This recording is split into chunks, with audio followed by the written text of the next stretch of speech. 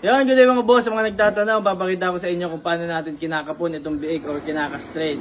Ganito lang ang ginagawa natin. Halimbawa niyan, ito yung itlog ng biik. Tapos may partition yan dito. Ang gagawin natin, hihiwain natin dyan parte.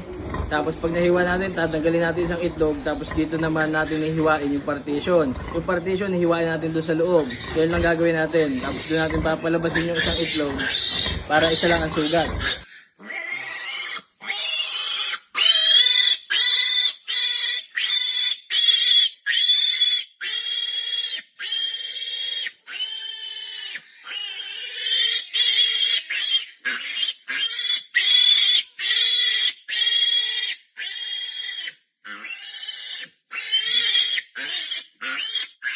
Spray lang natin ng Combinex or yung Betadine.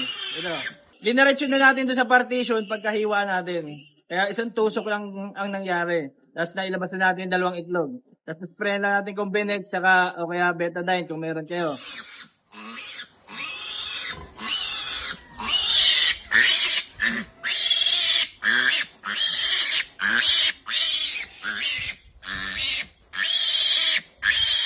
Yan, itong gamit natin, Combinex. Yan, ang ini-spray natin doon sa itlog nila sa sugat. Tapos ang gamit naman natin antibiotic ay itong Ceftriaxone. Itong gagamitin na natin, 3 ml lang ang gagamitin natin kasi medyo maganit itusok itong 1 ml. Kaya gamitin natin 3 ml. So yun, ibang way naman ng castration or pagkakapon ng gagawin natin.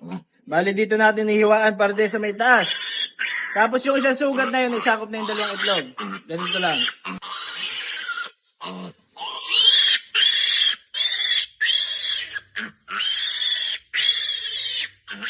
Wait lang, huwag ka malikot.